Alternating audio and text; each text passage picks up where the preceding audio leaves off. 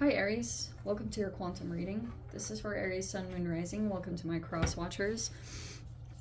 Cross watcher, you could be dealing with an Aries. The message could be for you. Feel free to take it however it resonates with you in your situation. Keep in mind, these are general and timeless readings. Everything that you need to access is down below in my description box. My website link and Instagram handle, all that good stuff is located down below.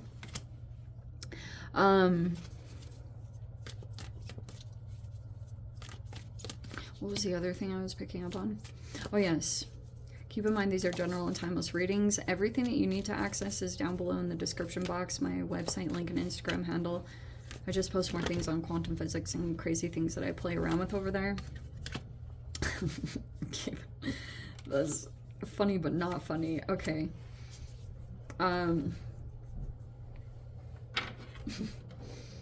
All right.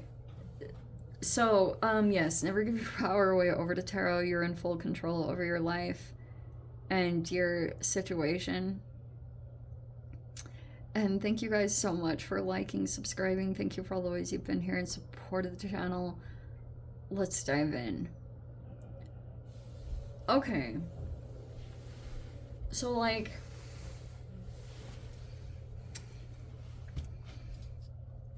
what could be happening here in some kind of environment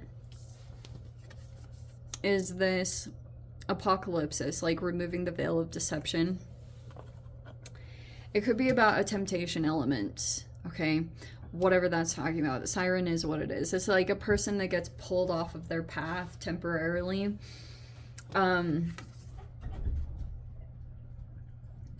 Maybe there was a situation that came forward towards you, but we have this anima mundi, but this is like the super trippy thing because we have mirroring going on here. Like maybe you've been observing a particular person, or someone has. Someone could be looking at a person and like maybe realizing or not realizing that this person is mirroring them. Someone's a mirror.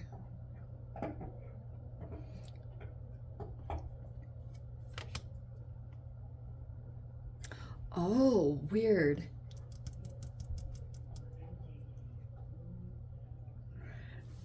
You could be trying to get to the bottom of some kind of situation because it's like you could be trying to observe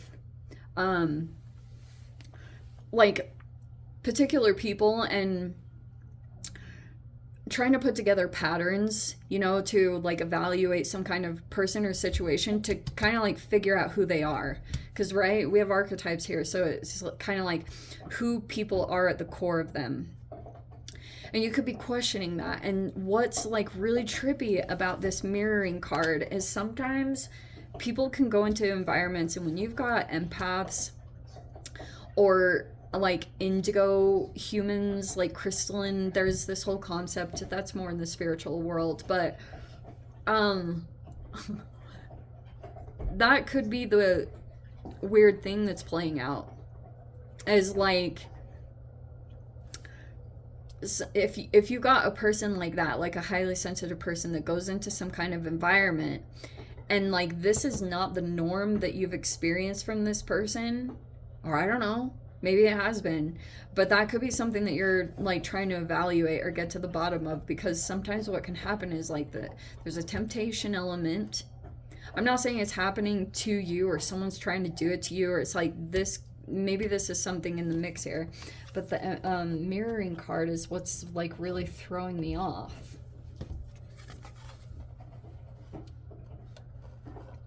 And this might not be the easiest thing to move through all the time, especially if you feel like you'll feel even more triggered if something is mirroring you, or someone could be feeling that way.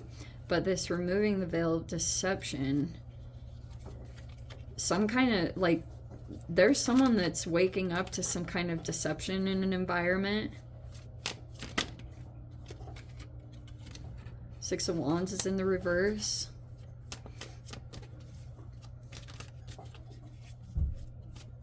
I guess there was a person that was feeling like a lack of recognition or attention in something, or Or in the recent past, there was a person that didn't get a victory. Maybe had lost a competition. I don't know if that was you, Aries, if that was like sometime in your past. And then we have the Eight of Swords here. We have the Five of Swords.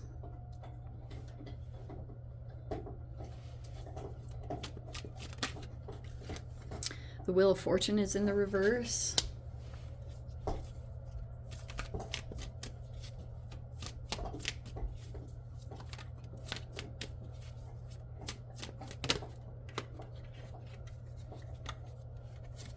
We have the Fool card in the reverse. We have the Queen of Cups in reverse, which can be possibly a Pisces, Cancer, Scorpio.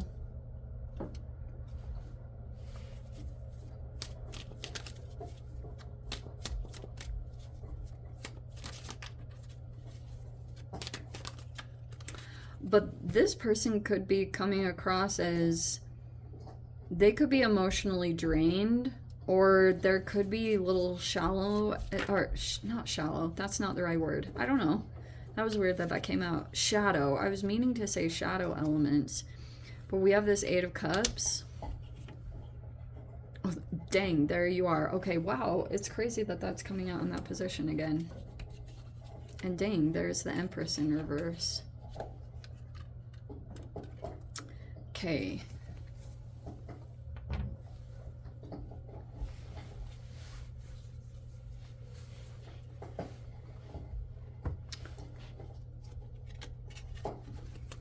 And the Magician in reverse and the Empress in reverse.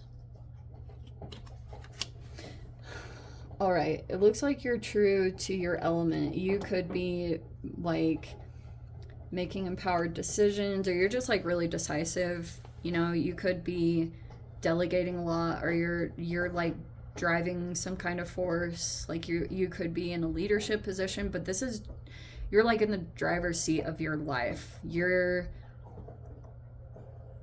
just in control of yourself, okay? It could be coming across that way. But what's happening, part of the challenge, and I can't even make this up that this came out, because we have an Empress in reverse. We have two feminines that are coming into the environment that look like they're out of balance for some particular reason. There's this Queen of Cups person is trying to walk away from something. It's like a toxic environment in some way, or they want to stay disconnected from it because they could have felt like, this is a highly sensitive person. What did I freaking say? It's a highly sensitive person, and they like have no other choice if something energetically is affecting them but to get out of the situation. I don't think it's about you. I think that there's a person that even could be maybe getting triggered by something, or there's still some kind of stalemate or some subtle things that are happening in the environment that are continuing. We've got a manipulator that's like trying to do subtle things here to manipulate this feminine, but it's all subtle. This is like a person that's like, what is it called? Machiavellian? Yeah. Where was I at? Someone pointed out. That's so weird. Oh, I'm gonna have to go there again. Someone pointed out that word to me recently, and I thought that was really interesting. Okay, so there's like a person that's really activated by someone's rejection, even though that was happening across the board. Anima Mundi is like a person that maybe goes through a rejection or a discard, but then like there's a feminine here that could have been discarded, and so they kind of like accepted that or whatever. There could have been even issues going on with this person's health. That could be just across the board here. You could be dealing with people like that are trying to like get their emotions on track and getting their health on track, all that kind of stuff. And then we've got like this person here that's like still trying to stay connected to this feminine, because they still could need like get a lot of energy from this person, or if they tried to come back in, oh, that's what it is. They like discarded this feminine, and they still feel entitled to continue to have access to them. But when that person denied it purely out of self-care, it wasn't like this game. It was a person that was trying to like get better and just do what was best for people in the environment or the whole situation. But that person got denied access, pretty much is what it's telling me. And so now this person's like, they're not handling the rejection well. They're still doing whatever they're doing. I guess that's going to continue. Or they also want that. They want a person to feel like it's never going to end, or this is just going to continue on. But I guess slowly and surely what's been happening. Oh, that was a part of this too. Okay, so like, these two might have been connected. For some people, this was like a relationship. This is weird. Like, these two are connected, and then these two energies are connected. And what happened was, there was a person that could have, maybe this person had shown some flaws or didn't look, something could have happened, but that's kind of what happened. It's like, I came across a video of Jordan Peterson's where he was talking about how some men will, it's not all men, but some men will like be very toxic to their partner or their wife, or they like pick on them a lot or critique them a lot, and then that person looks less and less attractive. But there's like, oh, and I did come across, there was this really cool female that I used to work with back in the day, and she worked out a lot. She was like really cool and spunky, and she was like always really, really fit, and I loved being around her. And she would tell me one time how her like partner was always concerned that she was going to get a lot of attention from other males, and he like wanted her to gain weight, and she never let that happen. Like, she was always really determined to like be more athletic. She was like the most action oriented person I had ever met. Like, she had so many children, and she was just freaking incredible. So anyway, that is what is standing out, is like, this person could have been kind of insecure, or there were issues, you know, whatever involvement, there could be accountability that has to be taken on both sides. But what this person's struggling with is the mirroring.